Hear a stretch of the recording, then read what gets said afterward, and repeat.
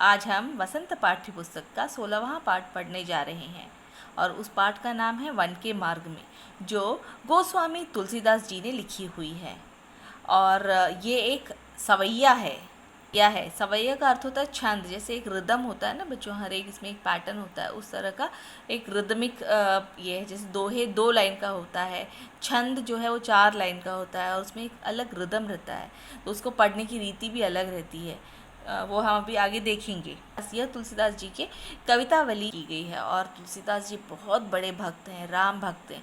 उनकी हर एक जो कविता है उसमें श्री राम जी का कुछ न कुछ तो आ ही जाता है, कुछ न कुछ बातचीत निकल आई जाती है।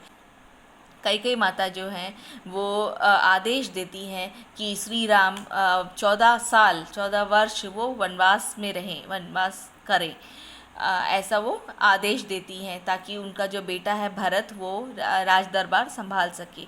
तो जैसे कई माता ने कहा तो उसे मान लिया, श्री राम जी ने मान लिया, वो जाने के लिए तैयार हो गए वनवास। सब कुछ जो राजा की पदवी है वो सब छोड़कर वो वनवास के लिए जाने के लिए तैयार हो गए। तो उस समय क्या हुआ बच्चों, सीता देवी जो हैं, जो उनकी पत्नी थी, वो उनसे बहुत ज़्यादा प्रेम करती थी। तो उन्होंने कहा कि नहीं मैं तुम्हारे बिना रह नहीं सकती हूँ, तुम जहाँ जाओगी, तुम्हारे सुख में तुम्हारे दुख में मैं तुम्हारे साथ ही रहूँगी। और इसलिए वो उनके साथ जाने के लिए बहुत ज़िद करने लगी। तो उनका ज़िद देखकर श्री राम को लगा कि अरे ये अभी रुकने नहीं वाली हैं, ये भी मेरे साथ ही आएगी। तो उन्होंने कहा चलो ठीक है, तुम आ जाओ मेरे साथ। और उस तरह फिर लक्ष्मण जो हैं, जो उनके भाई हैं, वो भी कहते हैं मैं आपको ऐसा इस अवस्था में नहीं देख पा सकूँगा। मैं जानता हूँ कि आप इतने बड़े राज दरबार में बड़े हुए हैं, पले बड़े हैं, तो मैं भी आपके साथ आना चाहता हूँ। मुझे भी आज्ञा दीजिए कि मैं आपके साथ ही हमेशा रहूं। तो इस तरह राम, सीता और लक्ष्मण ये तीनों वन के मार्ग में जा रहे हैं। तो उस समय उन लोगों ने जो कुछ पीड़ा, जो कुछ वेदना, जो कुछ दर्द का अनुभव किया है, जो कुछ उनके अनुभव हैं, उनको तुलसीदास जी ने छंद के रूप में, सवैये के रूप में बताने की कोशिश की है।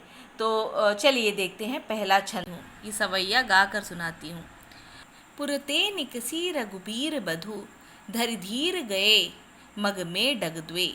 जल की भरी भाल कनी, जल की पुट सूखी गए मधुरा धरवे। फिर भूजती है चलनो तब केतिक, पर न कुटी करी हों कि तुम्हें।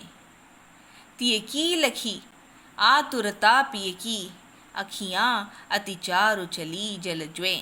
वनवास करते करते वो बहुत चलते हैं, बहुत दूर तक चलते रहते हैं। तो बहुत ज़्यादा चलने के बाद सीता देवी जो है वो थक जाती है। तो उनकी जो वेदना है, दुखी हुई जो सीता है, उसकी अवस्था को बताया गया है। पहले जो पंक्तियां हैं उनमें सीता जी की जो दुखी अवस्था है उसको बताया गया है।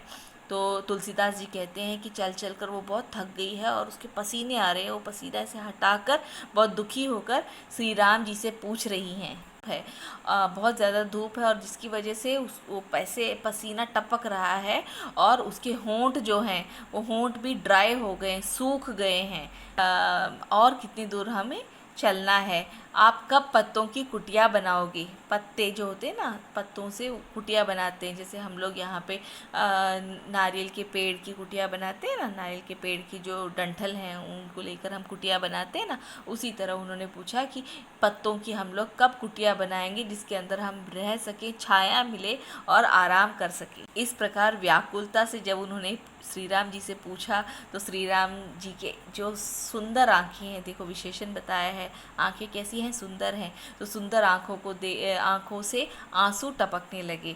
उनकी बातें सुनकर दुखी होकर उन्हें भी दुख हुआ कि हम इतने चल रहे हैं, इतने मुसीबत में हैं, वन के मार्ग में चल रहे हैं, इतनी मुश्किल में चल रहे हैं और बेचारी सीता थक गई है और वो कहीं पे ठहरने की बात कर रही है। तो उनकी भी आँखों से, सुंदर आँखों से आंसू आने लग जाते हैं। ठीक है बच्चों। दूसरी पंक्तियों में तुलसीदास जी ने क्या कहा है, ये सवैया गा कर सुनाती हूँ।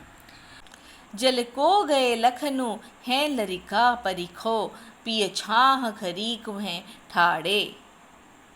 पोछी पसेऊ बयारी करो, अरुपाय पखारी हो भू भरी ढाढ़े। तुलसी रघुबीर प्रियाश्रम जानिके, बैठी विलंब लो कंटक काढ़े। जानकी नाह को नेह लख्यो, पुलको तनु बारी बिलोचन बाढ़े। छंद में उन्होंने श्री राम और सीता जी की जो प्रेम की कहानी है, उन दोनों के बीच की जो प्रेम है उसको दर्शाने की कोशिश की है। सीता जी राम से कहती हैं कि लक्ष्मण जो हैं वो पानी लेने के लिए पानी लेने के लिए गए हुए हैं, और वहाँ गए हैं तो वो छोटे हैं, उनको समय लगेगा आने में। हाँ, तो आप व्याकुल मत होइए, आप टेंशन मत लीजिए, आप वहाँ धूप में खड़े होकर उनकी प्रतीक्षा मत कीजिए, उनका इंतज़ार मत कीजिए। आप यहाँ पर छाए में, मीन्स शेड में आ जाइए और वहाँ बैठकर उनका इंतज़ार कीजिए।